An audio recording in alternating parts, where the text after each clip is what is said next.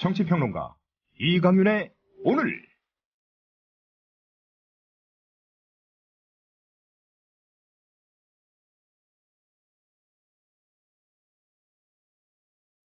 안녕하십니까, 이강윤입니다. 10월 9일 금요일 시작합니다. 공영방송 KBS의 이사도 이념 공세 망언 대열에 합류했습니다. 조우석 KBS 이사는 어제 한 토론회에서 동성애자 무리는 더러운 좌파이고 문재인 대표는 공산주의자라고 주장하고 나섰습니다. 동성애, 동성혼 문제 어떻게 봐야 하나라는 주제의 토론회였습니다. 문재인이 공산주의자라고 저 또한 확신한다고 힘주어 말했습니다. 조 이사는 앞서 기고와 여러 인터뷰에서 고영주 박문진 이사장은 우리 시대의 의인이라고도 치켜 세우기도 했습니다. 조 이사는 좌파에는 세 가지가 있다. 무식한 좌파, 똑똑한 좌파, 더러운 좌파라면서 똑똑한 좌파를 설명하던 중 문재인이라고 어느 당의 대표를 하는 친구가 공산주의자라는 말에 발칵 화를 내는데 그 친구는 자기가 왜 공산주의자인지 모를 것이라고 막말을 했습니다. 이어 동성애자들이 노리는 게 궁극적으로는 국가 전복이라고 확신한다. 나는 지금 내 이 발언을 철회할 생각이 전혀 없다고도 못을 박았습니다. 그는 이어서 동성애와 좌파 연대의 결정적 증거는 노무현이다. 2007년 노무현이가 국가인권위원회를 통해 차별금지법을 발의했다. 이거야말로 노무현이 우리 사회에 끼친 악영향 중 가장 큰 거라고 단언한다고도 말했습니다. 거대 방송사 두 군데의 이사장과 이사들의 이런 돌발적 소신 발언, 정말 소신 발언이기만 할까요? 이념 전쟁을 선봉해서 이끄는 건 아닌지, 그 배후에는 뭐가 있는지, 혹시라도 다음 선거를 겨냥한 그런 것들은 아닌지 궁금증이 꼬리를 뭅니다. 잠시 후 시작합니다. 아직도 콘도 회원권 분양받으세요? No. 저렴한 금액으로 회원권을 이곳에서 구입하세요. 전국에 있는 모든 콘도 회원권, 여러분이 찾는 회원권에 관한 정보가 모두 있습니다. 회원권 114, 대한민국 대표 회원권 거래소 회원권 114, 인터넷과 모바일 앱에서도 검색할 수 있습니다. 02544-6114, 02544-6114. 지금 바로 전화주세요. 회원권 114. 빅맥보다 바비박스밥이 낫다. 와퍼보다 바비박스밥이 낫다. 밥이 박스에 담겨 빠르고 간편하게 그리고 근사하게 당신의 식사 시간을 채워줍니다. 먹방 하종우도 차기작의 추가씬을 요청했다던 바비박스. 학동역 1번 출구 KFC 그 윗집 바비박. 패스트푸드 하면 우리가 햄버거 많이 생각하지 않습니까? 건강에 안 좋습니다. 건강에 안 좋죠. 그런데 이제는 밥으로 이게 해결이 된다는 거죠. 그러니까 마치 그 포장이 햄버거 포장 같아요, 진짜. 더 돼 있고 세련됐어요. 되게 깔끔하게 돼 있더라고요. 네. 그 박스 안에 있는 밥을 숟가락으로 벤치에 앉아서 퍼먹으면 굉장히 그 모양이 잘 살 것 같아요. 월스트리트가에서 굉장히 바쁜 비즈니스맨 같은 느낌. 맞습니다. 네. 심지어 지금요, 전국 곳곳에 있는 그 바비박스 매장에 방문하셔서 9,000원 이상 사시면 이 바비박스 페이스 페이스 보틀입니다. 병이죠. 네. 그렇습니다. 예. 나는 페이스 벌을 왜 세우나 했지. 그러니까요. 발음 정확하게 해. 예. 네. 그리고 뭐 방문 후기 또 SNS에 올리면 아이패드, 디카 많은 상품들이 또 준비되고 있습니다. 방문하셔서 맛을 보시면 점심 한 끼 아주 충분하게 채우실 수 있을 것 같습니다. 바비박. 대한민국 투어. 우리 국민TV 남덕수 조합원님께서 운영하시는 이 대한민국 투어. 이분이 그 20년 경력의 베테랑입니다. 이분의 어떤 경험을 여러분께서는 그냥 버스에 앉아가지고 다 빼먹는 거예요. 20년 동안 쌓아둔 그 빅데이터. 그렇죠. 버스가 이제 28인승 최고급 리무진 버스도 있고 45인승 좀 더 많은 분들이 타실 수 있는 이런 버스도 있으니까 고급진 여행도 바로 남덕수 조합원님과 함께라면 가능하다. 네. 문의 전화는요. 1599-2686번입니다. 1599-2686. 버스 여행하면 2686이 딱 생각이 나네요, 벌써. 네. 1599-2686번 아니면 네이버나 다음 같은 그 검색창에서 대한민국 투어 이렇게 검색하셔도 되고요. 그리고 웹사이트 대한민국 투어 한글로 쓰시면 됩니다. 대한민국 투어.kr 이렇게 검색하셔도 언제든 들어가실 수 있으니까 우리나라 국내 여행들도 많이 애용하시기 바라겠습니다. 대한민국 투어였습니다. 네, 4시 34분 막 들어왔습니다. 뉴스 브리핑 들으실 시간이죠. 정승조 아나운서 어서 오십시오. 안녕하십니까? 안녕하세요. 한국사 교과서 국정화 논란이 뜨거운데 청와대가 국정화 입장을 재천명했죠. 그렇습니다. 청와대 관계자는 박 대통령은 교육부 업무 보고 당시에 정부의 검증을 통과한 교과서에 많은 사실 오류와 이념적 편향성 논란이 있는데 교육부는 이 같은 문제가 재발하지 않도록 균형 잡힌 역사교과서 개발 등 개선책을 마련해주기 바란다고 밝힌 바가 있습니다. 이것이 청와대의 최종 입장이며 교육부와 새누리당이 교육적 관점에서 정할 일이라고 재차 밝혔습니다. 교육부는 오는 12일 한국사 국정화 여부를 발표한 후 곧바로 중등학교 교과용 도서의 국검 인정 구분안을 행정 예고할 것으로 알려졌습니다. 국정 또는 통합교과서 발행이 확정이 되면은 이 교과서는 2017년 3월 중고교 보급을 목표로 합니다. 이를 위해서는 이달에 시작을 하더라도 2017년 2월까지 1년 5개월 안에 교과서 제작을 마쳐야 하는데 제작 일정이 촉박하기 때문에 이념 편향 교과서는 아니더라도 날림 교과서가 나오는 게 아니냐 이런 우려도 제기되고 있습니다. 네, 날림 교과서 1년 5개월 만에 만들어야 되는데 실제로는 감수, 인쇄, 배포 이런 것들하고 또 사람들 구성하고 하는데 몇 달 빼고 나면 실제 교과서를 집필하는 시간은 1년이 채 안 될 것이다. 이런 얘기들 많이 나오더군요. 예. 그런데 교육부 출입 기자들 사이에 요즘 교육부 분위기가 좀 교과서 국정화 관련해서 미묘하다 이런 말들이 돌고 있다죠? 예. 청와대의 강력 주문에 비춰볼 때 총대를 매야 할 황우여 교육부 장관이 이 문제에 대해서 분명하고도 확실한 입장을 드러내지 않아서 미묘한 온도차가 감지되고 있는 것입니다. 교과서 구분 고시는 차관 소관이어서 장관이 할 수 있는 게 없다라는 얘기도 나오고 총선 문제가 걸려서 신중한 입장이라는 얘기도 있습니다. 또 김재춘 교육부 차관은 2009년 영남대 재직 중 교과서 검정체제 개선 방안 연구라는 논문에서 국정교과서는 독재국가나 후진국에서만 주로 사용되는 제도라고 쓴 바가 있어서 대놓고 나서기 힘든 처지가 아니냐는 말도 돌고 역사교과서 국정화가 강행이 될 경우에 거취에 관심이 쏠리기도 합니다.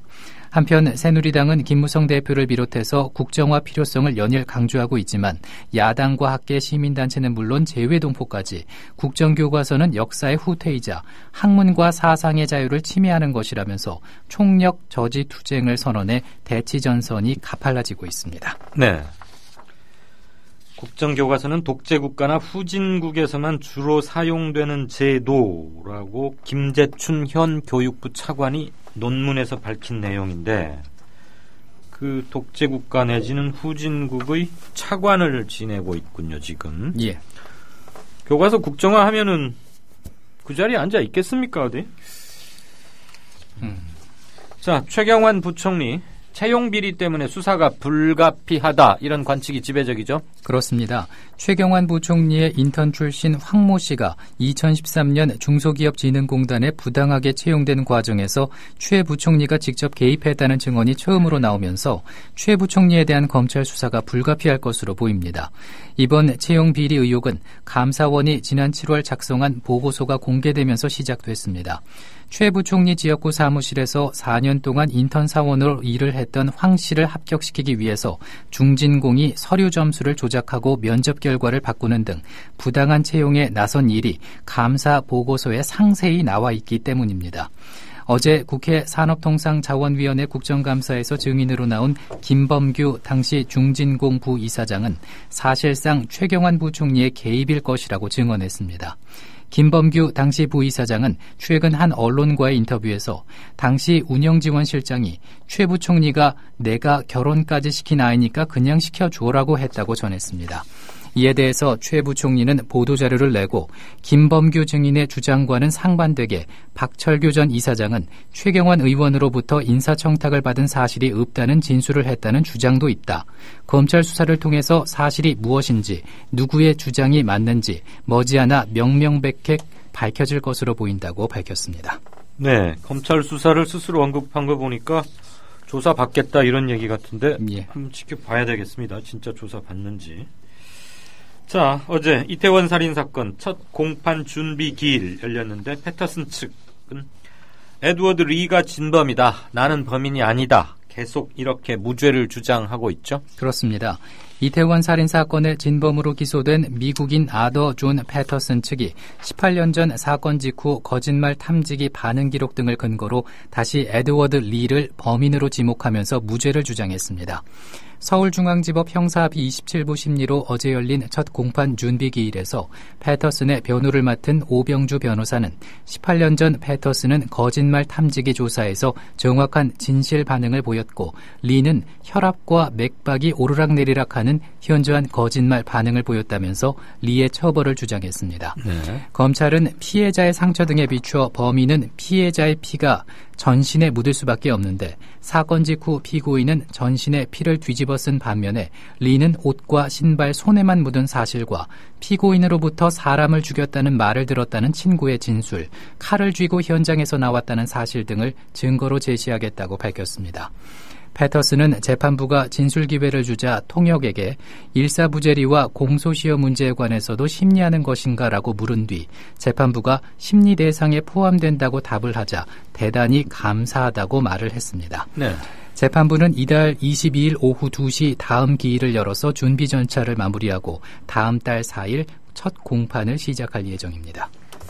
일사부재리도 심리하는 것이냐 이렇게 패터슨이 질문을 했는데 이거 똑같은 걸 가지고 두 번 다루지 않는다 이런 형사소송법의 대원칙을 확인하는 말 아닙니까? 예. 지난번에 한번 공판이 있었는데 지금 왜 나를 또 불러다 이러는 거냐 아마 이런 거에 기대를 거는 말 같습니다.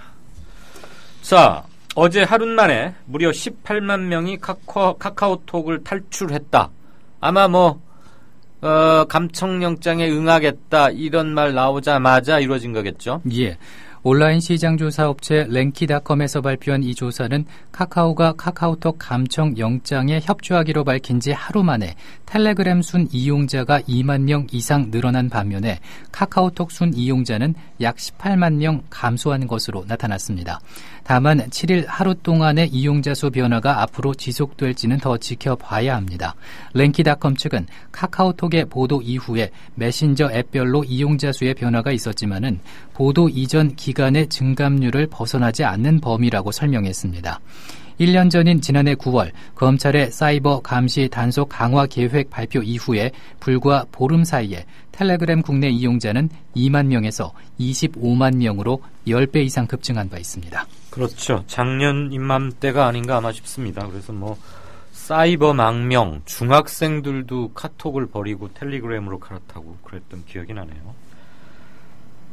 대선은 잠시 접고 FIFA 회장에 도전하겠다 그러면서 지금 유럽에 가서 이리저리 막 뛰고 있다 그러던데 FIFA가 정몽준 명예부회장 문제가 있다 그러면서 자격정지 6년을 확정했어요. 그러면은 후보 지위가 유지가 됩니까? 어쩝니까? 예. 피파 윤리위원회가 어제 정몽준 피파 명예부회장 겸 대한축구협회 명예회장에 대해서 말씀하신 것처럼 자격정지 6년 처분을 내렸습니다. 또한 제프 블라터 피파 회장과 미셸 플라티니 유로파 회장에 대해서는 각각 자격정지 90일을 결정했습니다. 피파 윤리위의 결정은 내년 2월 26일 선거가 예정된 차기 피파 회장에 도전한 정몽준 회장과 플라티니 회장의 후보 등록을 막은 것입니다. 앞서 윤리위 산하조사국은 정몽준 명예회장이 2010년에 2020년 월드컵 유치전 과정에서 7억 7,700만 달러, 한화로 약 9,184억 원의 기금을 조성해 축구 발전을 위해 쓰겠다는 서한을 피파 집행위원들에게 발송한 데에 대해서 15년 자격 정지를, 정몽준 명예회장이 윤리위를 비판한 데 대해서는 추가로 4년의 자격 정지를 구형한 바 있습니다. 네. 정몽준 명예회장은 윤리위 결정과 상관없이 피파 회장 후보 지위 유지를 위해 최선을 다할 것이라면서 윤리위 제재가 확정이 되면은 스위스에 있는 스포츠 중개 재판소에 이의를 제기하는 법적 대응에 나설 것이라고 밝혔습니다. 하지만 오는 26일 후보 등록 마감일까지 윤리위로부터 결정을 뒤집는 결정을 얻어낼 수 있을지는 매우 불투명한 상황입니다. 네, 26일까지가 후보 등록 마감인데 그 전에 피파의 결정을 뒤집지 못하는 한 아예 후보 원서를 못 내는 거죠. 예. 자, 올 노벨 문학상에 벨라루스의 여성 언론인 알렉시에비치가 선정됐군요. 예, 올해 노벨 문학상 수상자로 선정된 스베틀라나 알렉시에비치는 소련 연방에서 독립한 벨라루스의 여성 언론인이자 작가입니다. 수많은 사람을 인터뷰해 모은 얘기를 논픽션 형식으로 쓰는 다큐멘터리 산문 작가입니다. 소련 시절부터 반체제 성향의 작품을 써온 그는 소련 붕괴 이후에 독립한 조국 벨라루스에서 알렉산드르 쿠카시엔코 대통령의 독재 통치에 대한 비판적 태도로 탄압을 받아서 2000년대 초반부터 10여 년 동안 이탈리아, 프랑스, 독일 등에서 망명 생활을 하다가 2012년 벨라루스로 귀국을 해서 작품 활동을 계속하고 있습니다. 알렉시에비치의 작품으로는 사회주의 체제 붕괴와 자본주의 이행기에 충격을 견디지 못하고 자살하거나 자살을 시도한 사람들의 얘기를 다룬 죽음의 매력에 빠진 사람들과 체르노빌 원전 폭발 사고의 후유증을 다룬 체르노빌의 목소리 등을 잇따라 출간하면서 절정기의 명성을 얻었습니다. 네, 알렉시에비치는 14번째 노벨상을 받은 14번째 여성 작가이자 러시아어로 글을 쓰는 6번째 수상자이기도 합니다. 오랫동안 탄압받았고 저널리즘과 문학을 접목시켰다, 그런 평을 듣고 있더군요. 세월호 가족 협의회가 단원고 희생 학생들이 썼던 교실을 이대로 좀 보관을 하자, 그래서 추모관으로 만들자, 이것을 공식 요청했군요. 한 약 3주일쯤 전에 유경근 세월호 가족협의회 집행위원장이 이강윤의 오늘과 인터뷰 때 소상히 밝힌 내용인데 이것을 공식적으로 경기도 교육청에 제출했고 기사화됐군요. 그렇습니다. 4.16 세월호 가족협의회는 세월호 침몰로 다수의 희생자를 낸 단원고 당시 2학년 학생들의 교실을 추모 공간으로 유지하는 게 좋겠다며 경기도 교육청에 단원고 교사 증축을 건의했습니다. 가족협의회 김광배 심리생계지원 분과 팀장은 교실을 없애는 것은 가슴 아픈 역사의 현장은 물론 4.16을 모두 지우겠다는 말이라면서 우리가 독립기념관 등을 가는 것처럼 추모하고 아픔을 극복해야 한다는 생각이라고 전했습니다. 도교육청 관계자는 단원고와 재학생 학부모 등과 합의를 이루어내는 게 기본으로 아직 구체적인 계획은 수립되지 않았다고 전하기도 했습니다. 네. 교실을 없애는 것은 가슴 아픈 역사의 현장은 물론 4.16을 모두 지우겠다는 것이다. 독립기념관에 가는 것처럼 추모하고 아픔을 극복하자. 가족협의회 김광배 심리생계 지원분과 팀장의 이 얘기가 묵직하게 남습니다. 이재정 경기도 교육감이 만 16살이 넘으면 투표권을 주자, 이렇게 제안을 했는데 이걸 두고 논란이 가열되고 있다고요? 그렇습니다. 교원단체 총연합회가 즉각 철회를 요구했습니다. 한국교총과 경기교총은 학생들이 정치선거에 참여하는 것은 비교육적인 발상이라면서 교육감 직선제 자체가 위헌성과 폐해가 확인이 됐기 때문에 선거권 확대가 아니라 폐지해야 한다고 밝혔습니다. 교총은 학생들의 정치 참여는 이념 대결과 선거 비리 등 직선제의 폐해에 학생들이 직접적으로 노출될 수밖에 없다고 주장했습니다. 반면 전교조는 찬성 입장을 밝혔습니다. 일부 북유럽 국가에서는 일반 투표권도 16세를 채택하는 곳도 있고 18세 투표권을 채택하고 있는 곳은 여러 나라라며 교육정책의 직접적인 당사자인 학생들에게 투표권을 주더라도 큰 혼란은 없을 것이다, 이렇게 주장을 했습니다. 네. 날씨 어떤가요? 한글날인 오늘은 전국이 대체로 맑습니다. 낮 최고 기온은 15도에서 23도로 어제보다 지금 낮은 상황인데요. 모레까지 서해안 지역은 바람이 강하게 부는 곳이 있겠고 내륙 지역에도 약간 바람이 강하게 불 것으로 예상됩니다. 네, 아닌 게 아니라 오늘 아침 굉장히 바람이 강하더군요. 서울 시내에도. 이러니 바닷가나 이렇게 툭 트인 광활지, 개활지에서는 바람이 어떨까 싶습니다. 네, 지금까지 뉴스 브리핑의 정승조 아나운서였습니다. 고맙습니다. 고맙습니다. 많이 힘들어. 많이 힘들어?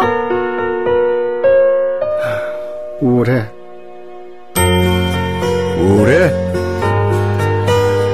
고민 있어요. 고민 있어요?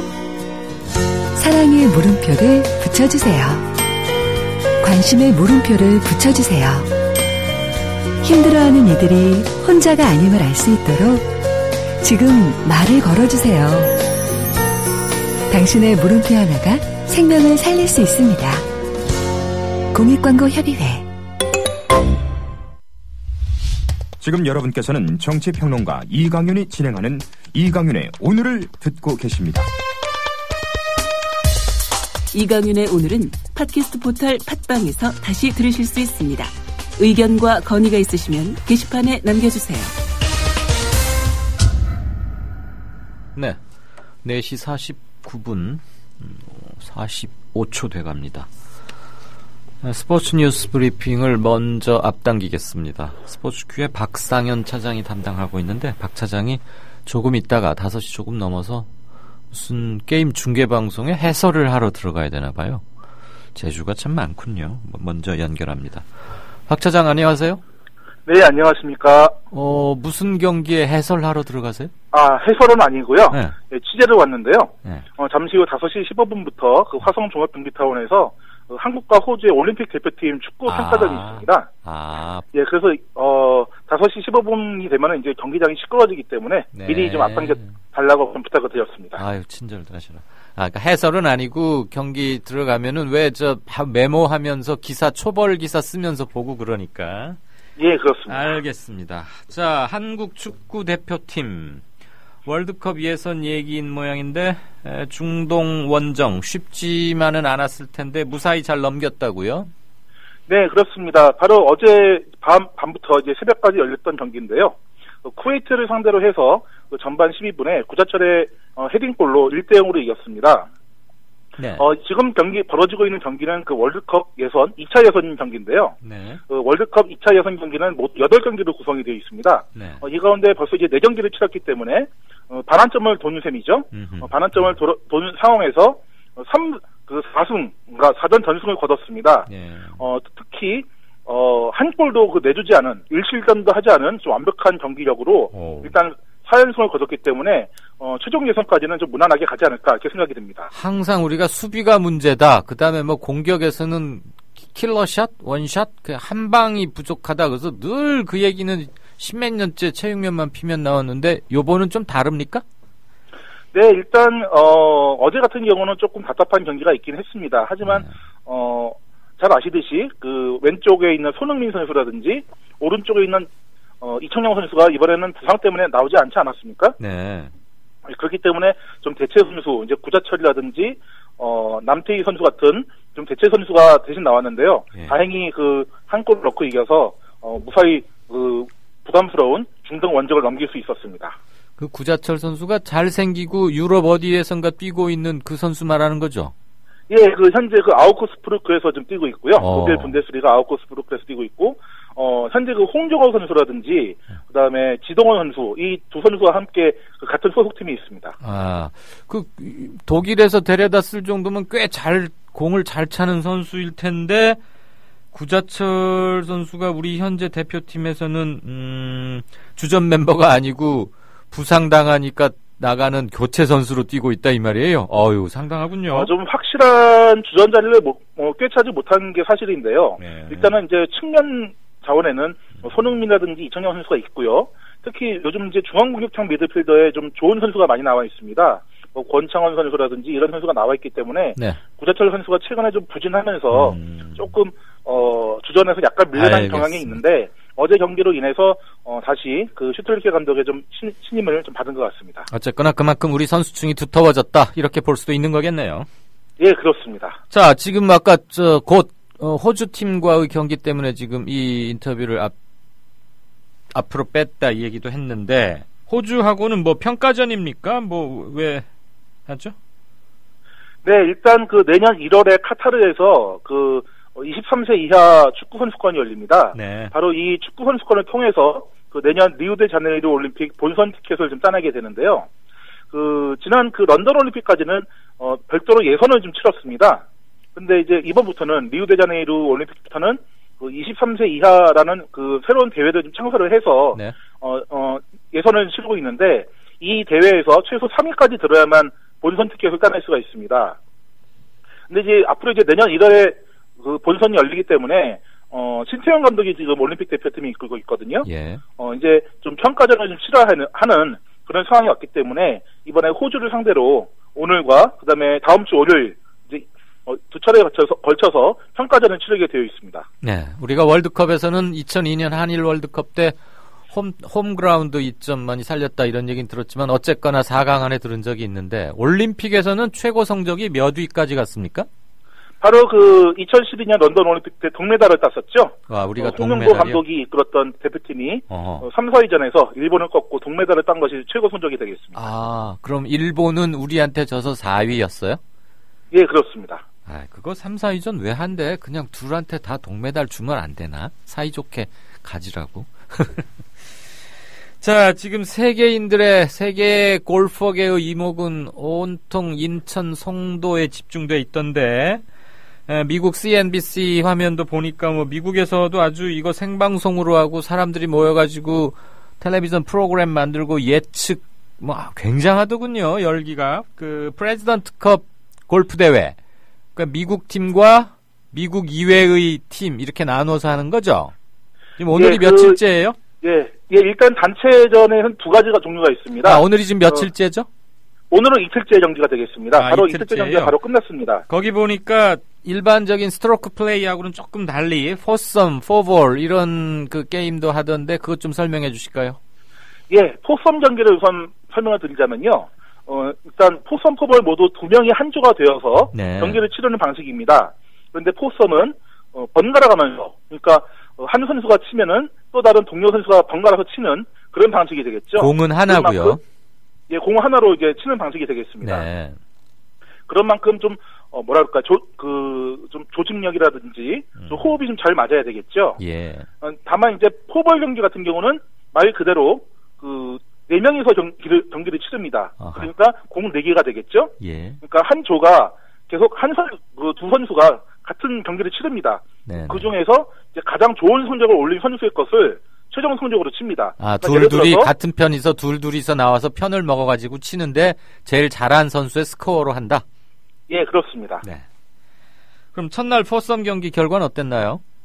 예, 첫날 포썸 경기는 인터내셔널 팀의 완패가 되겠습니다. 바로 어제 열린 경기였는데요. 1대4 그러니까 총 5경기가 열리는 데 있어서 4승을 미국 팀에 내줬고 1승만 인터내셔널 팀이 따냈습니다. 그런데 오늘 바로 경기에서 좀 많이 따라 붙었습니다. 네. 포볼 경기에서 한 경기를 비겼고요. 네. 그다음에 3경기를 따냈습니다. 그래서 3.5점을 따냈습니다. 이 스코어 선정 방식은 이기면 1점, 비기면 0.5점, 지면 0점 이렇게 나눠 갖게 되는데요. 네. 오늘 이제 3경기를 이기고 한 경기를 비겼기 때문에 인터내셔널 팀이 3.5점을 따냈습니다. 그러면서 지금 4.5점이 됐고요. 미국은 1.5점이 되면서 5.5점. 그래서 4대1에서 5.5 대 4.5로 따라 붙었습니다. 아, 5.5 대 4.5.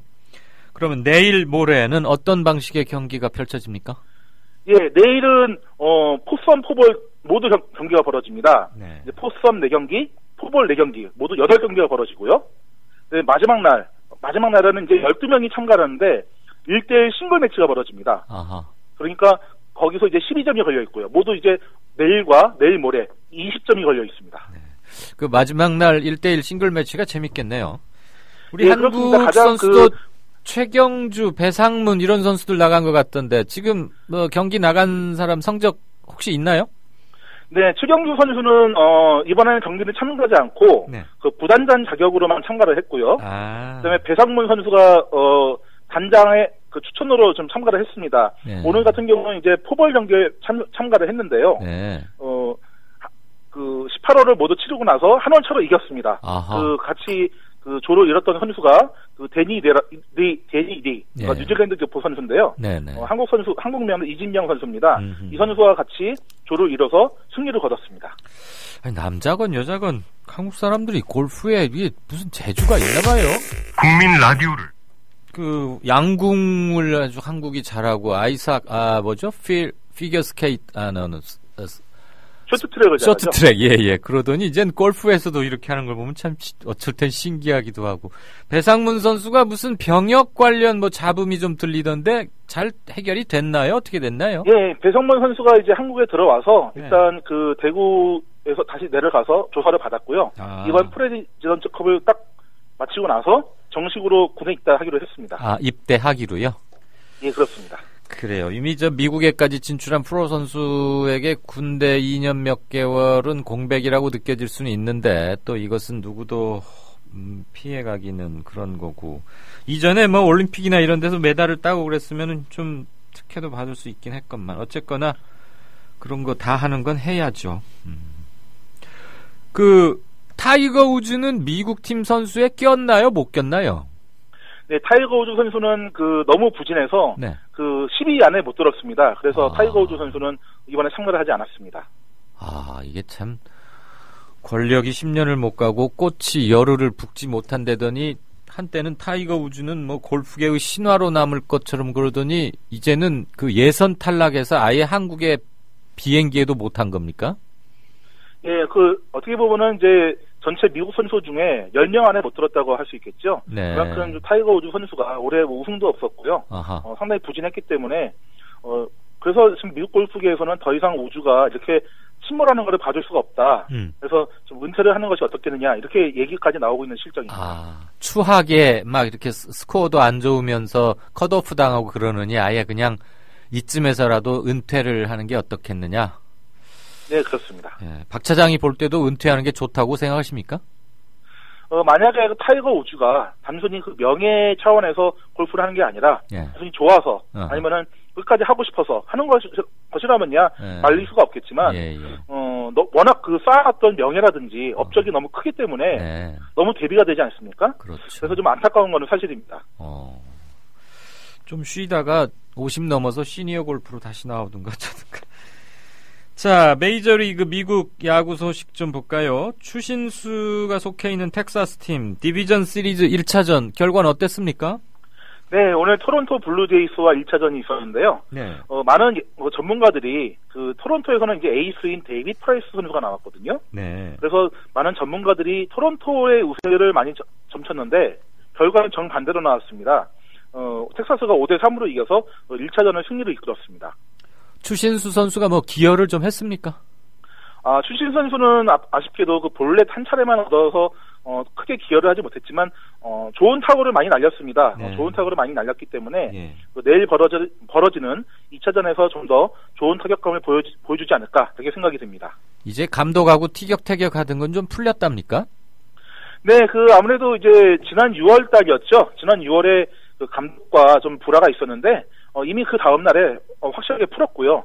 또 이제 특히 이제 추신수 선수가 또 그 이후에 또 성적이 좋지 않았습니까? 네. 또 이제 9월 같은 경우는 이달의 선수상을 받기도 했고요. 당연히 풀릴 수밖에 없는 것이고요. 아무래도 이제 조금 알력 다툼이 있긴 했지만 좀 원만하게 해결됐기 때문에 그래서 텍사스가 서부지구 우승까지 차지하지 않았나 이렇게 생각이 듭니다. 어쨌거나 성적이 모든 걸 말하는군요. 네, 그렇습니다. 자, 와일드카드 돌풍 올해도 계속되려나 이것도 관심사던데 휴스턴의 1차전 결과는 어떻습니까? 네, 오늘 휴스턴 애스트로스하고 캔자스시티 로열즈가 붙었는데요. 이제 와일드카드 팀이 붙는 팀은 언제나 그 리그의 최고 승률 팀하고 붙게 되거든요. 네. 그래서 와일드카드 팀이 좀 쉽게 이기지 못하는 그런 경향이 있는데 오늘 휴스턴이 승리를 거뒀습니다. 그러면서 이제 원정 1차전에서 승리를 거뒀고요. 이 디비전 시리즈가 좀 5전 3선승가 5번 싸워서 3번을 먼저 이기는 그런 방식이기 때문에 아무래도 1승을 먼저 거둔 것이 상당히 큰 이점이 될 것으로 보이고요. 네. 그 다음에 이제 3차전, 그러니까 내일 2차전을 치르고 나서 하루 쉬고 3차전이 치르게 되는데 휴스턴에 에이스 선수가 있습니다. 그 댈러스 카이클이라는 아주 대단한 선수가 하나 있는데요. 네. 이 선수가 바로 3차전에 나오게 됩니다. 이 선수가 만약에 좀 더 좋은 활약을 보여준다면은 캔자스 시티로서는 상당히 좀 부담이 되는 2차전이 되지 않을까. 바로 내일 경기를 이겨야만 3차전에서 좀 부담이 덜하지 않을까 생각이 듭니다. 예. 그래서 아무래도 2차전이 좀 이번 디비전 시리즈의 분수령이 되지 않을까 이렇게 생각이 듭니다. 잘 알겠습니다. 월드 시리즈는 언제쯤 열리게 됩니까? 네, 이제 디비전 시리즈가 5전 3승제로 벌어지게 되고요. 그 다음에 이제 리그 챔피언십 시리즈가 또 있습니다. 이제 디비전 시리즈 통과한 팀이 붙게 되고요. 그 다음이 월드 시리즈입니다. 네, 알겠습니다. 호주와 한국 팀과의 경기 잘 관전하시고 좋은 기사 쓰시고요. 시끄러울까봐 미리 인터뷰하자고 어제 일부러 전화해 주시고 방송에 임하는 자세가 아주 모범적이시라는 것을 저희 청취자분들께 꼭 전해드립니다. 고맙습니다. 네, 감사합니다. 네, 지금까지 스포츠 뉴스 브리핑 스포츠 Q의 박상현 차장이었습니다.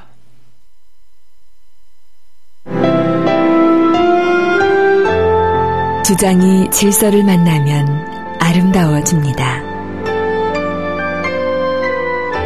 주장이 화해를 만나면 힘이 생깁니다. 주장이 감동을 만나면 희망이 됩니다.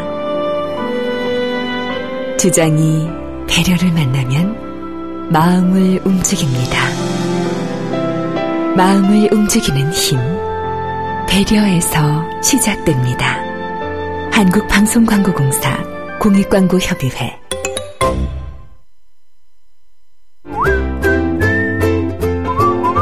국민라디오 팟캐스트 응원하는 가장 쉬운 방법 아시나요? 다운로드하기, 별점 주기, 댓글 달기, 구독하기. 국민라디오 팟캐스트 널리 알리는 가장 쉬운 방법. 다운로드하기, 별점 주기, 댓글 달기, 구독하기. 기억하세요. 다운로드하기, 별점 주기, 댓글 달기, 구독하기. 네, 5시 5분 39초 됐습니다. 게시판 좀 잠깐 보고 갈까요? 오동팔님, 공휴일인데 쉬지도 못하고 감사합니다. 방송 잘 듣겠습니다. 공휴일에 이렇게 황금 날씨에 황금 연휴인데 어디 가시지 않고 방송 듣고 계셔주셔서 저도 고맙습니다. 뭐 언론 일 하는 사람들 공휴일 제대로 보시는 거야 뭐 그러려니 하고 팔자라고 생각합니다. 요즘엔 그래도 좀 쉬고 그러더라고요. 그리고 워낙 인터넷이나 메신저 뭐 이런 통신 수단이 발전해서 좋은 점도 있고 또 꼼짝 마라 하는 것도 있습니다. 위에서도 다 보고 있거든요. 그래서 얘가 지금 밖에 나가서 노는지 열심히 하는지 이런 거 아니까. 페리아님, 이 기자분 참 쉽게 설명해 주려고 애쓰시네요. 뭐든 빠삭하고 그러니까 쉽게 설명이 가능하겠지만서도요. 예, 방송 특히 생방송 저처럼 잘 물론 이제 이런 뉴스 브리핑은 그 정해진 사전의 질문지 이런 거에 거의 충실하게 합니다. 정가산책이나 뭐 다른 인터뷰는 그때그때 이제 질문도 좀 바꾸고 하는 거지만 근데 이렇게 얘기를 해보면 그 사람이 어느 방면에 정통하고 해박한지 아닌지는 한 3분 이내로 2분 이내로 딱 파악이 됩니다. 다 알고 있으면 뭐를 쉽게 설명할 수 있죠. 어설피 알면 굉장히 어렵게 설명합니다. 그리고 들어도 잘 모릅니다. 우리 박 기자가 이제 워낙 아는 게 많다 보니까 그걸 다 한꺼번에 전하고 싶은 의욕이 강해서 때로는 말이 약간 길어지긴 합니다만 아무튼 그런 말 있잖아요. 좋아서 하는 뭐래더라? 노력하는 자가 뭐 못 당하고 뭐 좋아서 하는 사람 못 당한다. 즐기는 사람 못 당한다. 그런 거 있죠.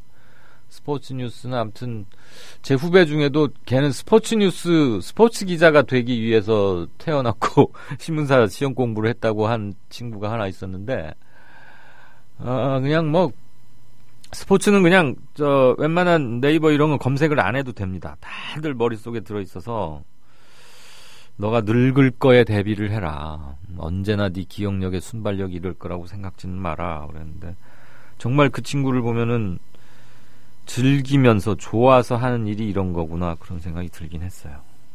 뭐 어느 종목을 맡겨도 막 열심히 하고 그렇더라고요. 우리 모두들 좀 그 반이라도 좀 신명나게 일할 수 있는 이런 게 돼야 될 텐데. 그런 세상 만들어 봅시다. 우리는 그런 세상에 잘 못 살아도 우리 아이들은 우리보다는 좋은 환경에서 덜 스트레스 받고 커나갈 수 있도록 하십시다. 테트리스님, 일본도 투표 연령 낮췄는데 우리도 추세를 낮추는 게 좋다고 본다.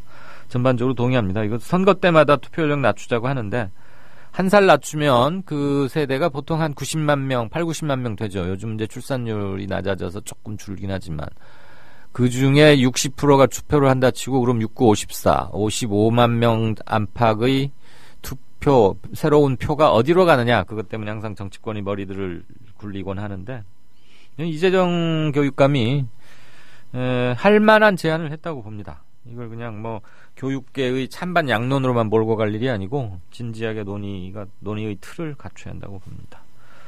낭만고양이님, 오늘도 감사히 듣겠습니다. 고맙고요. 투게더님 마찬가지입니다. 햇님처럼 네, 들어주셔서 다들 고맙습니다. 휴일에도 고생하신다고요? 별 말씀은요, 고생은 아니고 뭐 게시판에서 이상한 말들 좀 안 하셨으면 좋겠어요. 참 남들이 볼까 무섭던데 반성들을 좀 하기 바랍니다. 같이 그냥 조합에 가입만 했다고 해서 조합원이 다 되는 건 아니리라 생각합니다. 정신과 가치를 공유하고 서로가 서로에게 기본적인 예의를 지키고 참아해서는 안 될 말과 조합원 자격으로서 물을 수 있는 말 사이에서 한 번 더 고민해보고 그래야 진짜 뜻을 같이 하는 조합원이 아닌가 그런 생각은 합니다. 이런 말 아무리 해도 소용없고 어떤 사람은 처벌해야 된다 그러던데 제재 조항이 왜 없겠습니까마는 제재가 뭐 전가의 보도는 아니라고 봅니다.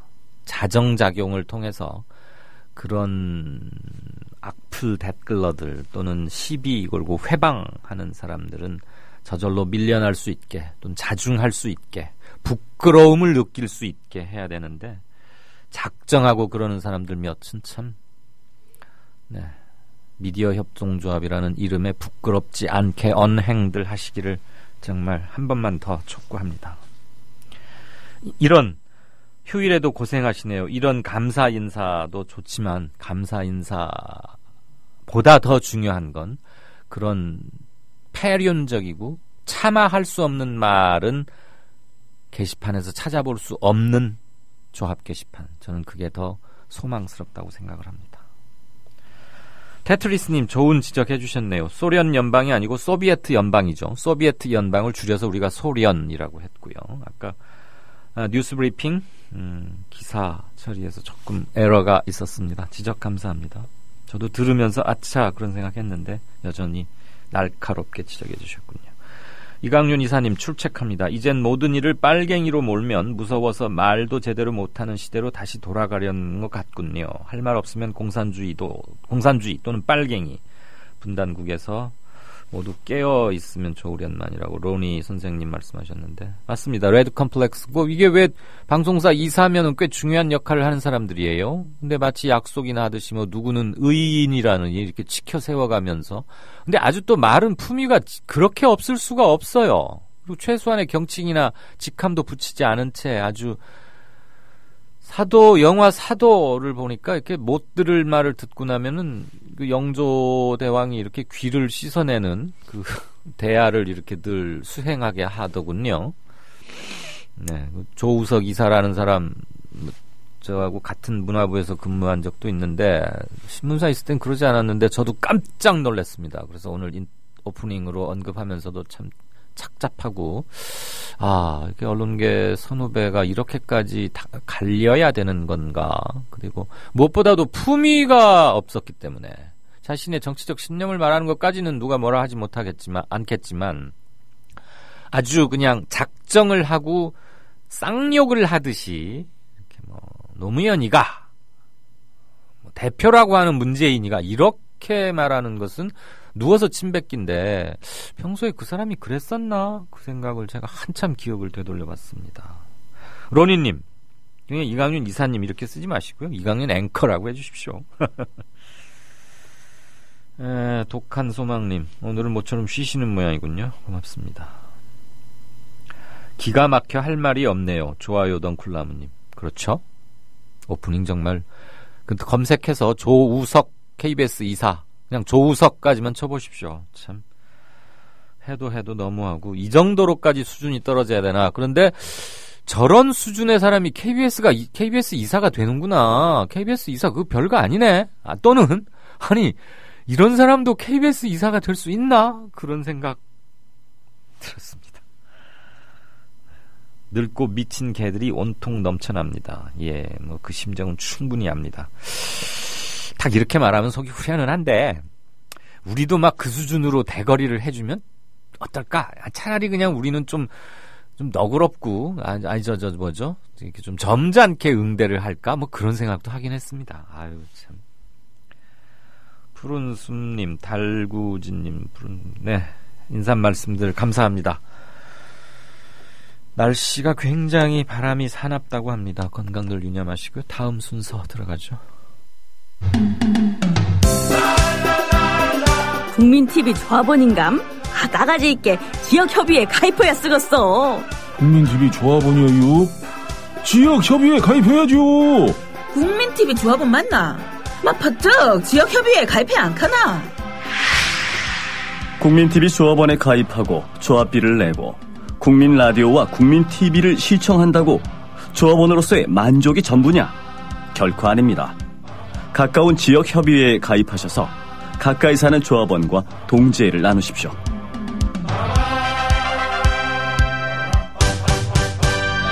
자세한 가입 안내는 미디어협동조합 홈페이지 지역협의회 게시판을 참고하시면 됩니다. 월간 다운로드 수 1000만, 팟캐스트계의 에이스 국민라디오가 광고주를 찾습니다.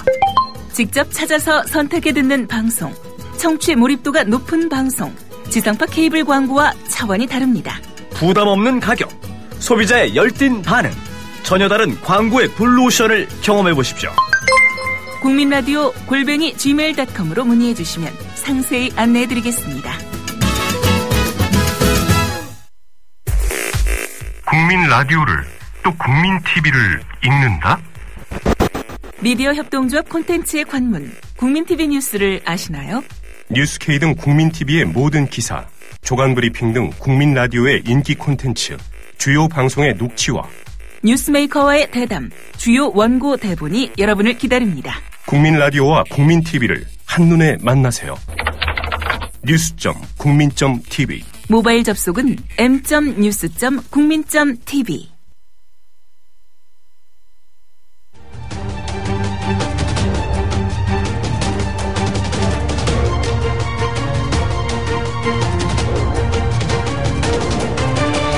이강윤의 오늘, 이제는 진짜 인터뷰입니다. 네, 아시다시피 오늘은 10월 9일 한글날입니다. 꼭 무슨 날이 돼야만 뭘 찾는 것 좀 쑥스럽긴 합니다만 그래도 그날을 어떤 특정한 날에 달력의 어느 숫자에 우리가 의미와 이름을 지어주고 의미를 부여하는 것, 그만큼 무게를 갖자는 얘기겠죠. 행복한 나라 만들기의 시작은 문해교육에서, 아마 그럴 문자에 풀해자 문해교육, 그 문해가 아닌가 싶습니다. 한국문해교육협회 정지웅 회장님 연결했습니다. 정 회장님 안녕하십니까? 네, 안녕하세요. 대개 요 시즌이 되면 한글날 2, 3일 전부터 굉장히 바쁘시겠어요? 아니, 뭐. 평소에는 전화 한번 잘 안 하던 기자들 여기저기서 막 찾아오고 인터뷰하자 그러고. 네.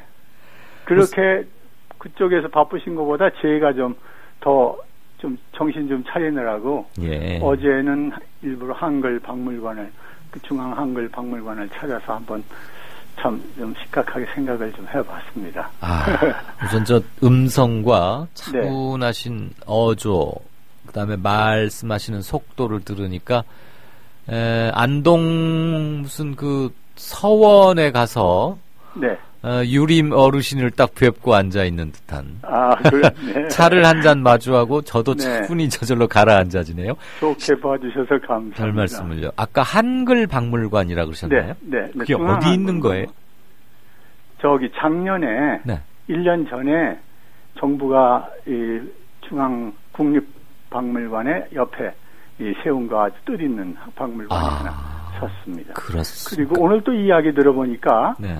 개인적으로 한 5년 전에 또 충주에 네. 선생님 하시던 분이 또 우리 한글 박물관 그래가지고 또 세운 것이 있다고 그러더라고요. 오늘 한글날이라 뉴스에 보니까. 네. 그것도 알았더라면 미리 한번 가볼 걸 하는 생각이 있었습니다. 그렇군요. 참 네. 부끄럽게도 한글 박물관이 문을 열었다는 것도 좀 송구하지만 오늘 처음 알았습니다. 아, 그러셨습니까? 네. 그러니까 서울 경복궁 국립중앙박물관 아니, 옆에 있다. 경복궁 아니고요. 네. 저 왜 용산에 이촌역 용산에요. 거기 새롭게. 알겠습니다. 네, 규모는 작지만 아주 참 알차게 만들어 놨더라고요. 예. 정지웅 회장님, 한국 문해교육협회 회장을 맡고 가신데 이 협회에 대해서 아시는 분들이 많지 않을 것 같습니다. 소개 좀 부탁드립니다. 네. 저희들이 국어를 공부하는 그 모임은 아니고요. 이제 국문을 모르는 분들이 우리 한국에 생각보다 또 발표된 자료보다 너무 많기 때문에 이 사회교육하는 사람, 지금은 그걸 평생교육으로 부릅니다. 네. 한 60, 70년대부터 아주 심각하게 우리 이 해방된 지도 벌써 오래됐고 의무교육이 된 지도 이제 48년부터 됐는데 아직도 글을 모르는 사람이 의외로 많다는 사실을 잘 알게 되는 그 교육학자들이 또 실천가들이 모여서 이제 연구도 하고 공부하는 단체가 그 한국 사회교육협회, 지금은 평생교육 청년연합회로 이제 발전을 했습니다만은 거기에 한 분과로서 80년대부터 이제 그런 모임을 가졌고 1990년이 세계 문해회였습니다. 네. 그래서 세계 이제 거기에 자극을 받아서 그 한국 유네스코 한국위원회죠. 위원회가 우리 한국에서도 무슨 발표를 해야 되지 않겠느냐, 활동을 해야 되지 않겠느냐. 그래서 그 모임에게 자료를 주고 서로 또 교류를 하는 동안 1989년에 저희들이 이 자료를 가지고 좀 더 깊이 공부를 하고 이 실천가들도 합쳐서요. 해서 뭔가 조직하자 그래가지고 한국 문해교육 분과로 했던 것을 한국 문해교육협회로 발전을 시켰습니다. 네. 그래서 대개 그것을 활동하던 분들이 이제 평생교육이다, 사회교육이다 하던 분들과 대개 일치되는 그러한 연구하는 학자들과 실천가들의 모임이었습니다. 그러니까 문해라 하면 그럴문해 풀해자. 네, 그래서 그런데요. 이제 그것이 영어로는 리터러시 에듀케이션 이렇게 쓰는데 물론 그 기초는 이제 글 쓰고 읽고 그 다음에 산수도 하고 그래서 처음에는 초등학교 3학년 수준 정도까지는 적어도 우리가 그 기초 문해를 가져야 된다 하던 것이 점점 이제 의무교육 수준도 높아지고 하니까 세계적으로 이제 그 문해의 의미가 여러 가지로 발전하기 시작을 합니다. 네. 그래서 이제 이 생활문해라는 것까지 발전을 하고 기능문해라는 이야기도 있고 그런데 우리 한국 사람들 이제 나이 많은 성인들 중에 아직도 그 기초문해조차도 초등학교 3학년 수준까지 미치지 못하는 사람들이 생각 외로 많다는 사실 때문에 근데 이제 정부의 발표는 우리나라는 상당히 이제 문해가 이루어졌기 때문에 관심들을 두질 않았습니다. 그래서 이제 그 깊이 파고들어서 얘기를 하면은 사실은 북한과의 그 경쟁 관계 때문에 북한이 있는데 북한은 사실은 문해 관계만은 우리보다 앞서 있었어요. 그때 당시에. 예. 그러니까 우리 한국에서 이것을 비율을 글 모르는 사람이 20%다 이렇게 나가면은 미국 불란서도 그때 당시 다 지금도 거의 그렇지만 20%가 비문해자였습니다. 네. 그런데 우리나라는 이제 정부에서 문맹퇴치 운동을 이제 자유당 정부 때죠. 네. 10개년 계획 이렇게 한 다음에는 한 4%로 발표를 합니다. 예. 문맹자가. 네. 근데 그때 당시에 저희들이 파악하기로는 우리나라는 약 25% 되는 걸로 보았거든요. 축소 발표가 심했군요. 그런데 정부는 발표를 5%, 4%밖에 안 된다 그래가지고 일체의 경비를 10원 한 푼 쓰지 않아서 썼습니다. 정 회장님 잠깐만요. 네. 말씀 도중에 네네. 죄송한데요. 네. 지금 문해교육협회가 쉽게 말하면 문맹퇴치 그런 일이 가장 첫 번째 주안점이신 겁니까? 그런 데서 시작이 된 거죠. 물론. 거기서 시작을 했는데. 네. 그래야지 범위가 조금 넓어지는. 네, 지금은 이제 물론 일부 고령자들 분 사이에는 문맹이 아직도 있겠지만. 네. 그 이후로, 그러니까 자유당 정부 막 초기 때는 문맹률이 굉장히 높았던 건 많고, 그 뒤로는 문맹은 많이 퇴치가 됐는데, 이 이후에는, 그 환경이 바뀐 이후에는 주로 어떤 일들, 어떤 사업이나 활동들을 펼치고 계십니까? 지금도 이제 그 어려운 사람들을 위해서 아직도 글 모르는데 역점을 두는 것이 사실입니다. 그럼 어디에서 어떤 식으로 교육, 뭐라고 할까요? 그러니까 야학 비슷할까? 아니면 자원단체 어떻게 비슷하게 해서 지식 전수를 최근에는 하시죠? 이제 거의 모든 복지기관들이 그 활동을 맡아서 하고 있고요. 뭐 교회에서 한다든지, 또 야학을 통해서 한다든지, 또 초등학교에서도 일부 이제 초등학교 과정에서 그 할머니들을 대상으로 하는 초등학교가 있어요, 지금 전국에. 예. 뭐 그런 식으로 해서 몇백 개가 있습니다, 지금도. 그게 지금 문해 교육사를 양성하셔서 그분들이 이런 일을 직접 도맡아 하시는. 그분들이 그런 건가요? 이제 그 노인들, 글 모르는 사람들을 가르치는 활동을 할 수 있도록 이제 그렇게 하는 것이었죠. 네. 그래서 문해교육협회가 처음에는 저희들이 이제 학회지도 만들고 또 여러 가지 또 이 실제로 활동하는 사람들 같이 불러서 연수도 하고 또 외국과의 교류도 하고 이런 것을 여러 가지 했었습니다. 그렇군요. 그러니까 한글 정 회장님, 네. 한글을 이렇게 가르치면 좋겠다. 네. 회장님만의 철학 같은 게 있으시다고 들었는데 들려주시겠습니까? 사실 저는 이제 실제로 저도 이제 대학생 때부터 야학이라는 것을 우리 마을에 가서도 하고 또 서울 근처에서도 하는 또 친구들이 있어가지고 이렇게 이제 하기도 하고 그랬고요. 그럴 때 뭐 그분들하고 이제 같이 그분들을 처음에는 자기들이 글을 모른다는 사실을 결코 밖으로 내지는 않습니다. 부끄러워서. 네, 그러면요. 네. 그러니까 제가 이제 그런 이야기를 합니다. 그분들은 이 벌거벗고 다니는 것처럼이나 글 모르는 사실을 감추고 있다는 사실을 이해해야 된다고. 그건 외국도 이제 그런 경향이 좀 있어요. 근데 우리나라는 그때 당시 또 그런 것을 밝히는 것을 정부에서 그렇게 원하지 않았어요. 네. 그러니까 그런 걸 은근히 숨기고 그래서 마치 이제 그런 활동을 하는 사람에 대해서는 그 운동권 같은 그 의심을 받기도 하고 이제 그런 경우가 많이 있었습니다.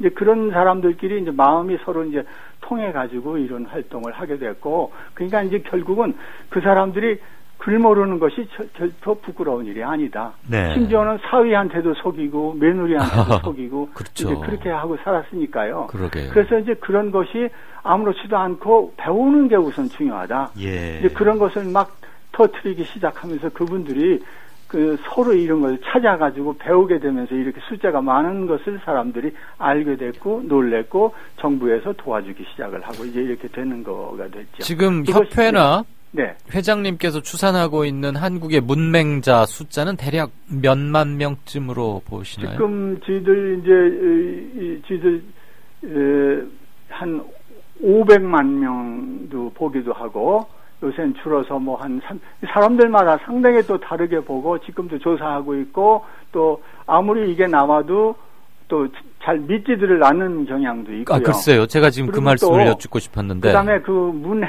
수준이 네. 그 우리 의무 교육이 길어지는 것처럼 예. 좀 높아져 갑니다. 네네. 그러니까 지금은 저희 나라 의무 교육이 몇 년입니까?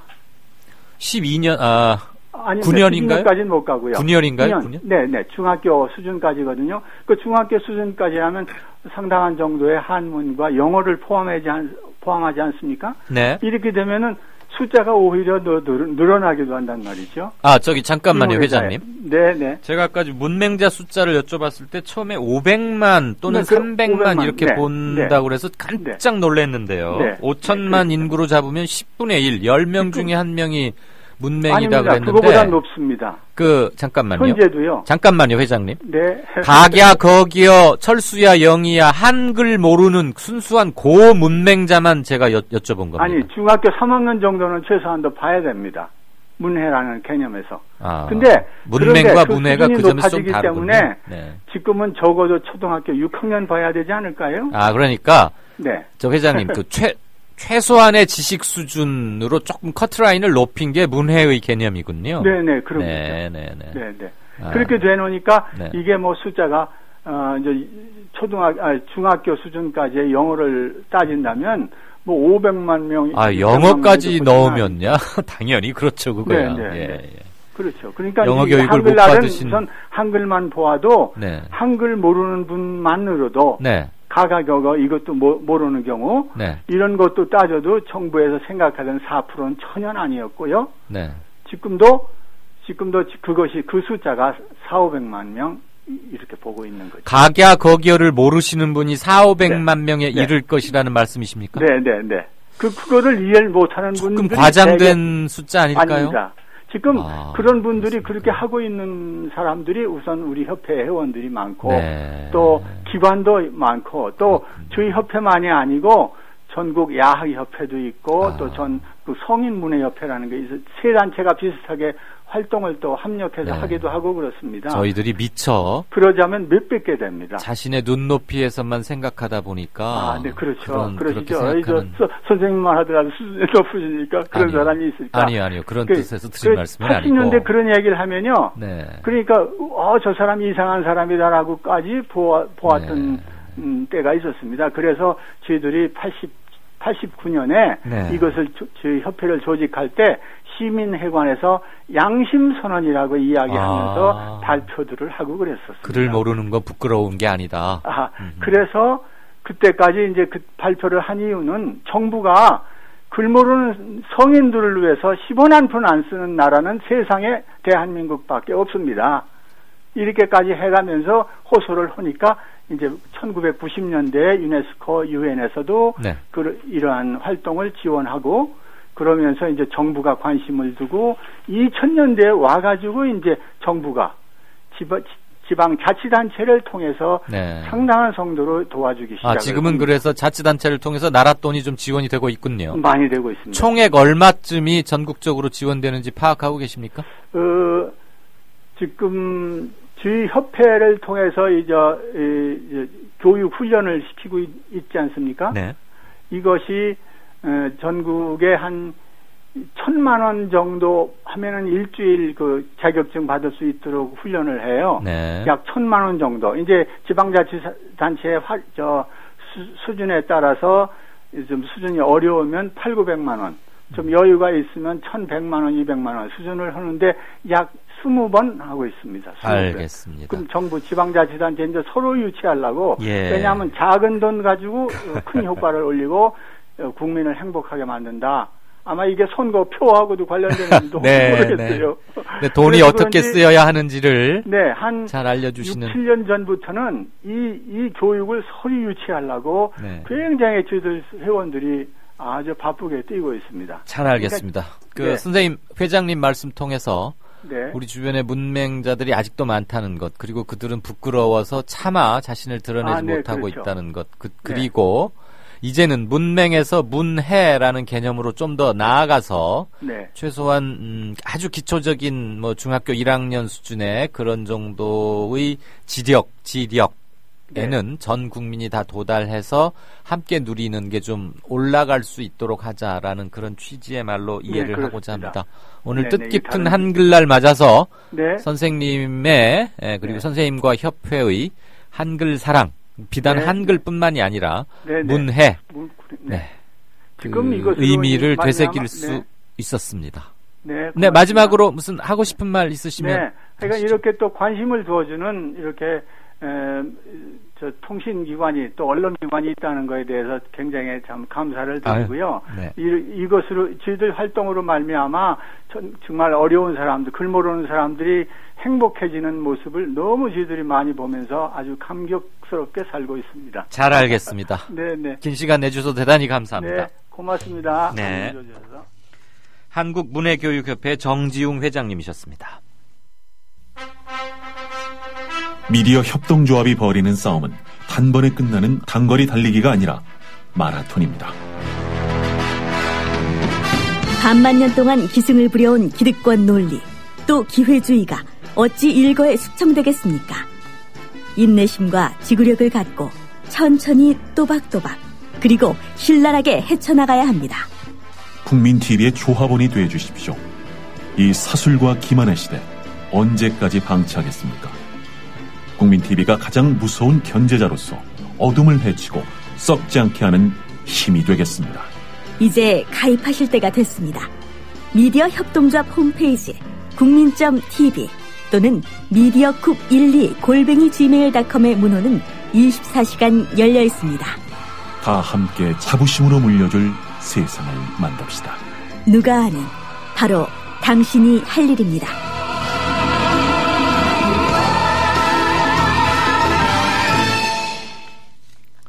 네, 조금 전에 전국문해협회 정 회장님과 인터뷰를 했고요. 관련 행사가 있어서 짧게 미니 인터뷰를 첨부하겠습니다.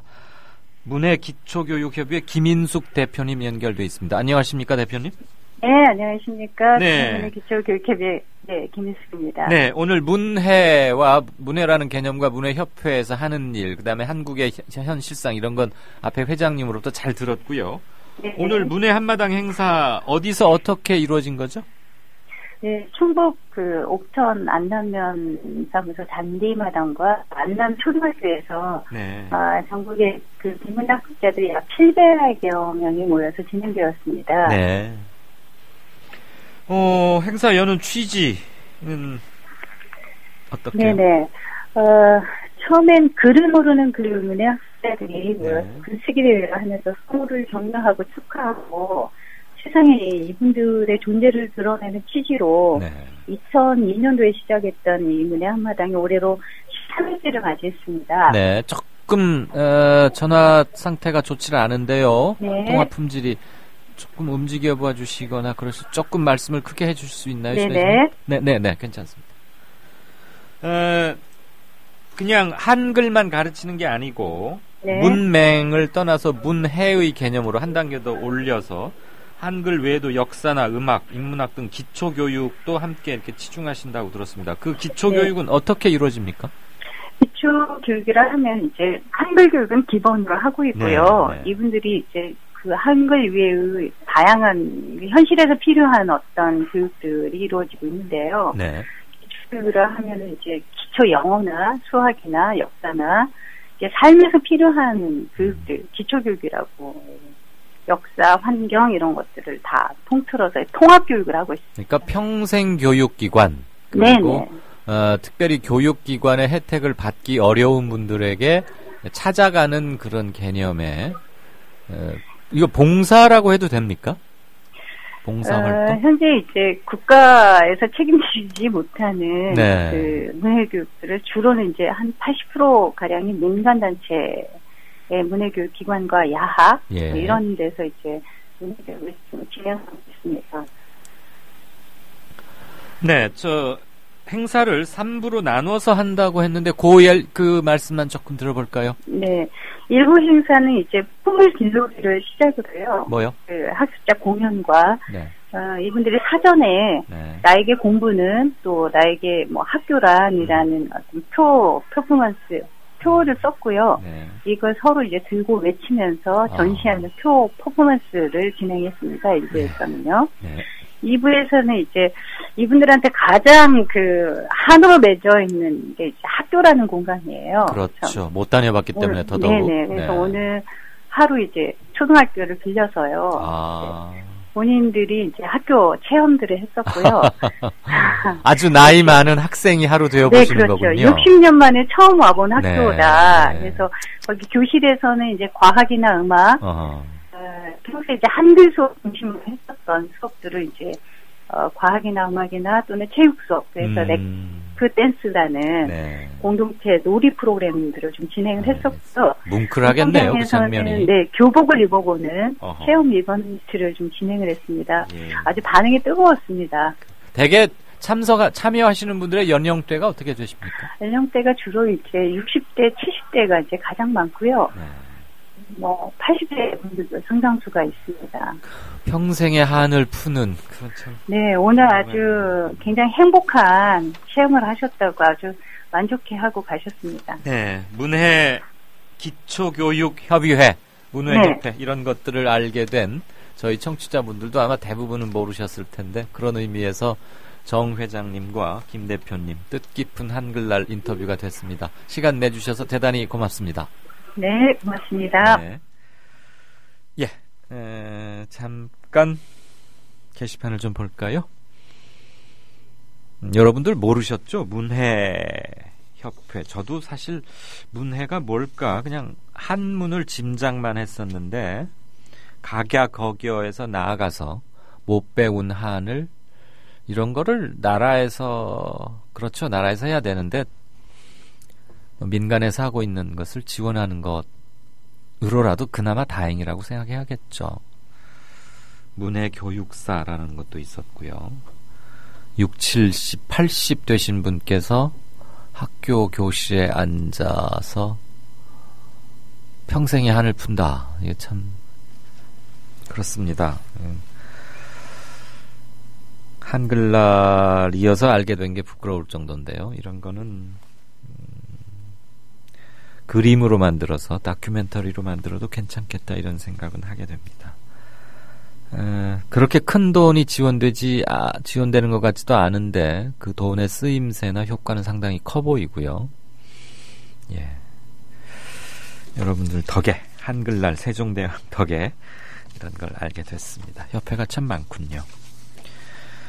나는 진보다님, 잠깐만요. 레이디 가카, 이 나라는 의무는 전부 강제하는 데 반해서 권리는 누리지 못하게 하는 듯하다.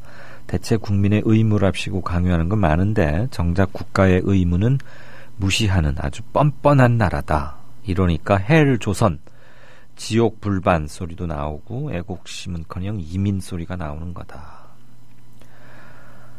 네, 나는 진보다님은 박근혜 정권의 주구들이 까불고 있는 행태를 점잖고도 강력하게 꾸짖어주자 이러셨고요. 스텔로님 반갑습니다. 잘 듣고 있으시다고. 떡이맘 처음으로 본방사수하는 것 같아요. 목포에 계시는 분 맞으시죠? 반갑습니다. 그때 총회날 오셔가지고 아마 새벽까지 5시 현재까지 이렇게 얘기도 하고 술도 한잔하고 그랬던 기억이 납니다. 잘 내려가셨는지 모르겠네요. 챙이 큰 모자가 아주 멋졌던 기억이 납니다. 네.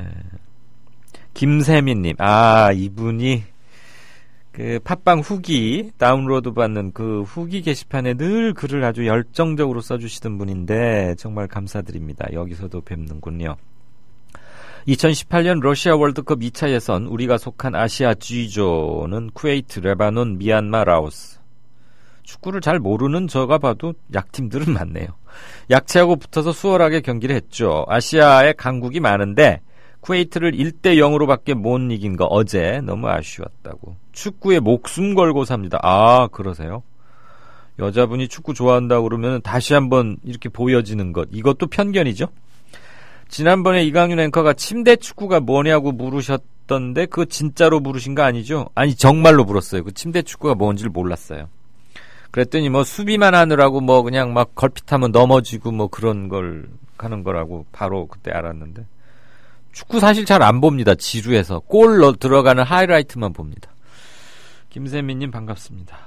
오동팔님 여기부터는 아까 체크한 거군요. 자, 정가산책 들어가겠습니다. 이강윤의 오늘 이제는 정가산책으로 함께합니다. 정치권 동향 생생하게 풀어드릴 분은요. 네, 한국일보 양정대 기자 안녕하세요. 네, 안녕하세요. 내가 뭐 하나 물어볼게요. 네. 문맹과 문해의 차이가 뭔 줄 알아요? 잘 모르겠습니다. 모르시죠? 공부 좀 하세요, 공부.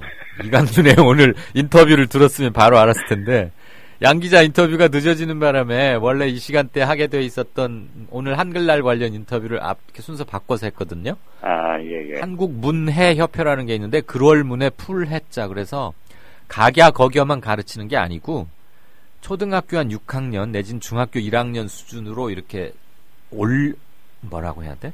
최소한의 지적 수준을 올려주는 일을 민간에서 하고 계시는 게 있더라고요. 네. 그런 좋은 일 하던 노인분들이 많으십니다. 자, 항상 총선 때는 물갈이 한다 그래서 뭐 20%다 40%다 이런 얘기 나오는데 이번에도 뭐 그것을 비껴가긴 힘들 것 같고 물갈이 세게 해야 한다 이런 여론조사 결과가 나왔죠? 아마 오늘 저녁 방송 보도들이나 내일 아침 신문 보도에 아마 대문짝만 하게 큼지막하게 아마 기사화가 될 것 같은데요. 엠바고 몇 시에 걸린 건데요, 이게?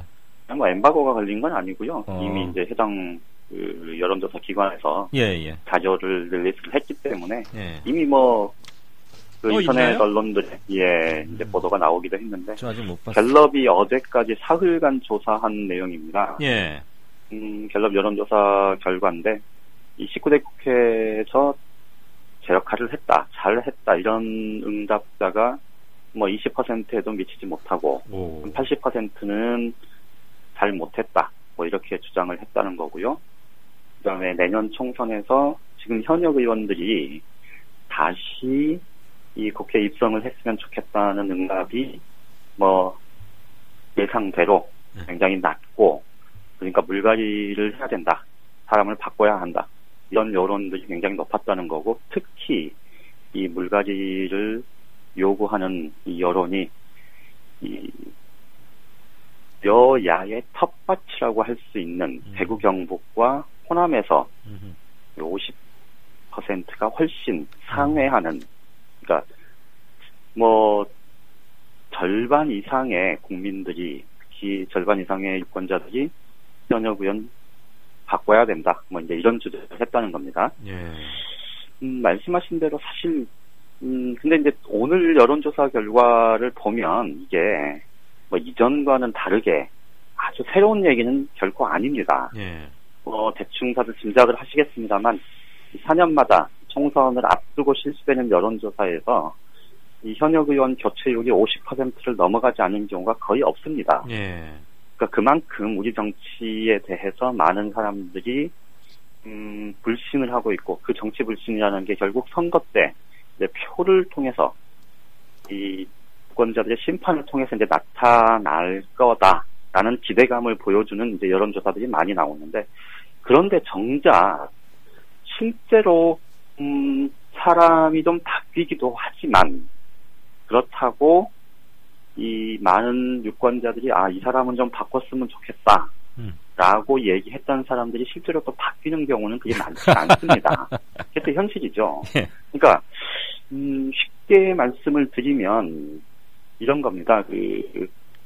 여론조사를 보면 정치 불신이 굉장히 높고 그러다 보니 정치 불신이 결국은 새로운 정치 신인들이 등용될 수 있는 국회에 입성할 수 있는 그런 조건들은 형성됐다. 이렇게 이제 외형적으로는 판단을 할 수 있는데 말씀드렸듯이 실제로 사람이 바뀌는 경우들도 꽤 있긴 하고 이번 19대 국회 같은 경우도 새누리당은 이 초선 의원들이 거의 절반 가까이 되니까요. 그리고 지금 새정치민주연합 같은 경우도 17대 때 열린우리당 때 들어온 의원들 그때 17대 국회에서는 무려 초선 의원들이 거의 3분의 2 가까이 되지 않았습니까? 그러니까 그런 흐름들이 한 번씩 있긴 합니다만 어쨌든 그렇다고 해서 이번 국회가 그럼 잘 됐냐 제대로 됐다 이렇게 보기 어려운 경우들이 굉장히 많지 않습니까? 더군다나 지금 말씀드렸듯이 19대 국회만 놓고 보면 역대 최악이다 이런 평가들도 나올 정도인데 그런데 말씀드린 대로 새누리당 같은 경우는 거의 47%가 물갈이 됐고 그런데 지금 재선 3선 4선 한 그 의원들은 그러면 그 당시에 지난 19대 18대 총선 당시에 물갈이 대상이 아니었느냐 이 사람들은 정말 다시 한번 배지 달아도 좋겠다 유권자들이 이렇게 판단했던 거냐 결코 그렇지 않거든요. 인위적인 그 숫자만 놓고 보면 물갈이 비율이 보통 30%에서 40% 정도 되는데 대체로 보면 그게요 이게 이제 숫자의 함정이긴 한데, 비례대표 의원들이 비례대표를 한 번 더 다는 경우는 거의 없지 않습니까? 네, 없죠. 굉장히 드물죠. 네. 그리고 비례대표 의원 하다가 지역구로 옮겨서 도전해서 재선 3선 이어가는 경우도 그렇게 많지는 않습니다. 예. 그러니까 비례대표 의원들 같은 경우는 애초에 이제 지역구에서 출발을 하지 않았기 때문에 이 물갈이, 그러니까 현역 의원 교체율에는 반드시 들어가는데 실제 많은 국민들이, 유권자들이 생각하는 참 우리 동네 의원 참 한심해 라고 생각해서 이 사람 바꿔야 된다 라고 여론조사를 통해서 이 답변을 하면 거기에는 안 들어가죠. 그렇죠. 그러니까 숫자에 함정이 있는 겁니다. 그렇지. 그러니까 결국 지역구 의원들이 얼마나 바뀌느냐 이걸 따져보면 아마 절반 수준 정도일 거예요. 그러니까 20% 안팎일 겁니다. 그러니까 이 숫자에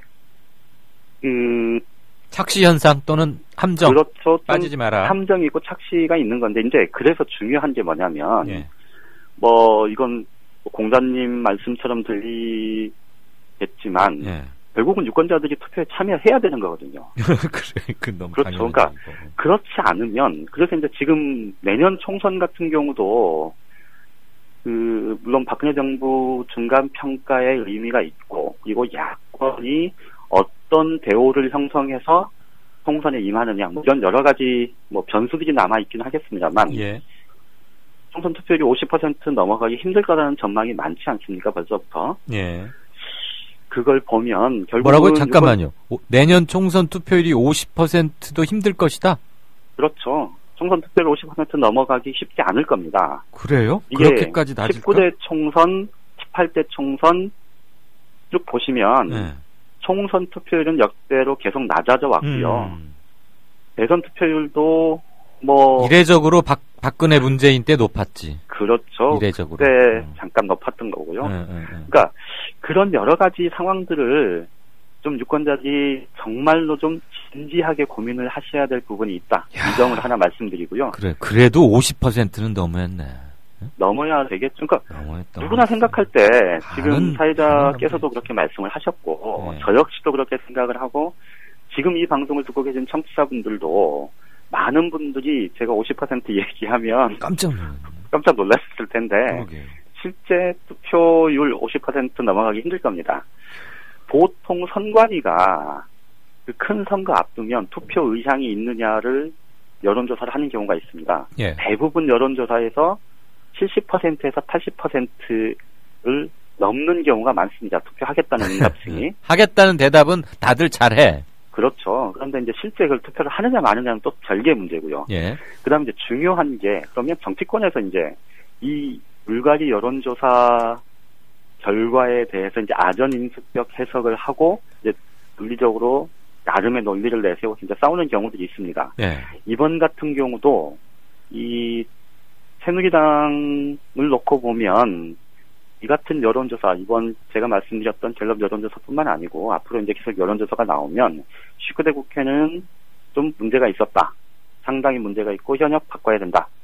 라는 여론조사 결과가 있을 텐데 또 한편에서 보면 국민들이 직접 이 후보를 선출할 수 있도록 해야 한다는 여론이 한 6대4 정도로 훨씬 높습니다. 그러면 이거는 이른바 청와대나 친박계 입장에서는 전략공천 혹은 전략공천 비슷한 그런 절차를 통해서 이 이른바 박근혜 대통령의 퇴임 이후까지를 생각하는 그런 판을 짜고 싶은 쪽에서는 당연히 현역 교체율을 들이밀면서 전략공천의 필요성을 강조를 할 거고 또 김무성 대표를 비롯한 비박계에서는 이 국민들이 직접 후보를 선출하고자 한다라는 여론이 높다는 걸 강조하면서 또 그 100% 안심번호제 국민공천을 얘기했던 것처럼 이제 여론조사 반영률을 높이자 이렇게 얘기를 할 거고 이거 가지고 또 한바탕을 싸우긴 할 텐데 그런데 결국은 그렇게 싸우는 게 국민들이 이 여론조사를 통해서 드러낸 민심이 그대로 반영이 되는 거냐 이 문제는 완전히 별개의 문제다. 제가 두 번, 세 번 강조드리듯이 결국은 유권자들이 직접 투표를 통해서 특히 20대, 30대 유권자들이 투표를 통해서 이 표심을 드러내지 않으면 죽었다 깨나도 안 바뀐다? 지금의 이 양당 구조, 이 고착화된 지역주의에 기반한 양당 구조는 절대로 바뀌지 않습니다. 모든 뭐 국민들이 혹은 뭐 100%는 아닐지라도 모든 국민들이 지금의 양당 구도, 이 호남에 뿌리 박은 새정치민주연합의 저 황당한 모습, 그리고 이 대구 경북 또 PTN은 조금 요동을 칠 수도 있겠습니다만 어쨌든 이 강고한 이 영남 세력에 기반한 새누리당, 이 양당이 사실 한국 정치를 계속해서 후퇴시키고 있고 국민의 삶을 전혀 진전시키는 정치를 하지 못하고 있다. 이거를 모르는 국민들이 없는데 결국은 영남권에서는 다 새누리당 되고 호남권에는 다 새정치연합 되고 뭐 이런 구도가 내년 총선도 크게 바뀌지 않을 거라는 건 뭐 불을 보듯 뻔한 일 아니겠습니까? 결국은 선거 제도를 바꿔야 하고 또 사표를 최소화할 수 있는 국민의 표심이 반영되는 선거 제도로 개편을 해야 된다는 요구, 그것이 어제 오늘 있었던 일은 아니지만 줄곧 그 논의를 선거법 개정 논의를 해야 되고 선거구도 조정해야 되고 이런 논의를 계속 해왔지만 지금 바뀐 게 단 하나도 없지 않습니까? 그러니까 다시 한번 또 공자님 말씀을 드리자면 이 유권자들이 투표에 참여해서 특히 젊은 유권자들이 투표에 참여해서 바꾸지 않으면 그 표심을 드러내지 않으면 지금 있는 의원들이 나서서 정치인들이 나서서 그걸 바꿀 가능성은 없다. 이렇게 단정적으로 말씀을 드릴 수가 있겠습니다. 욕하려면은 투표하라 이 말이네요. 그렇죠. 그리고 이제 한 가지 조금 부연해서 말씀을 드리면 지난번에 추석 연휴 때 김무성 새누리당 대표하고 문재인 새정치민주연합 대표가 만났지 않습니까? 그 만난 자리에서 구체적으로 그 얘기가 오갔는지는 확인이 안 됩니다만 어쨌든 김무성 대표가 당초에 문재인 대표에게 100% 뭐 국민 여론을 통해서 오픈 프라이머리를 원래 주장을 했었으니까요. 그 오픈 프라이머리를 관철시키기 위해서 제시하려고 했었던 준비했던 카드들이 몇 가지 있는데 그 몇 가지 카드가 그 선거 연령 낮추는 거, 18살로 낮추는 거, 투표 시간 연장하는 것, 19살, 권역별 비례대표제 도입하는 것, 이런 부분들이 포함이 돼 있었다고 합니다. 그러니까 김웅 대표는 그런 부분들, 야당이 요구해온 것들을 내줘서라도 오픈 프라이머리를 반드시 관철시키겠다는 의지는 분명히 있었던 걸로 지금 그렇게 보입니다. 그러니까 야당의 힘을 합쳐서 청와대를 이겨보려고 했죠. 오픈 프라이머리로. 그렇죠. 근데 그게 안 되니까 국민안심 번호젠가로 하다가 그만 십자포화를 맞고 지금 어정쩡하게 돼버렸는데, 그러면 지금 우리 양 기자 얘기는 그때 문재인 대표가 원하는 걸, 그러니까 오픈 프라이머리를 들어주는 대신에 방금 얘기한 조건들을 싹 따내는 게 차라리 나았겠다, 이 말씀?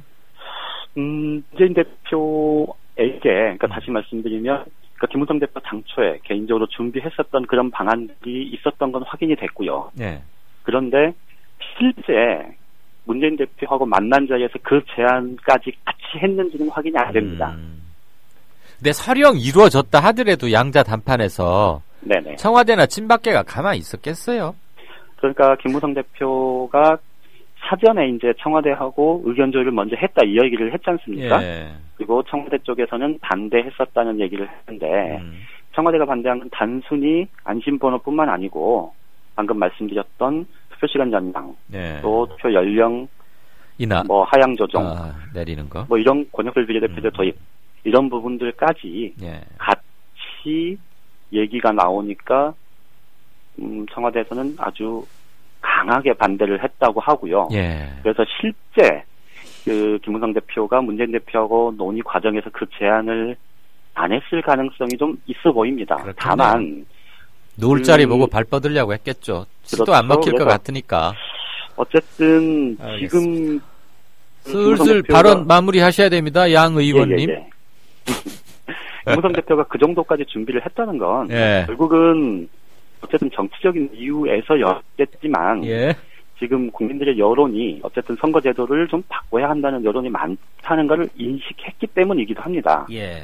어쨌든 많은 분들이 특히 젊은 층들이 내년 총선에 반드시 투표해서 그래야 20대 이후에 좀 바뀔 가능성이 있겠다.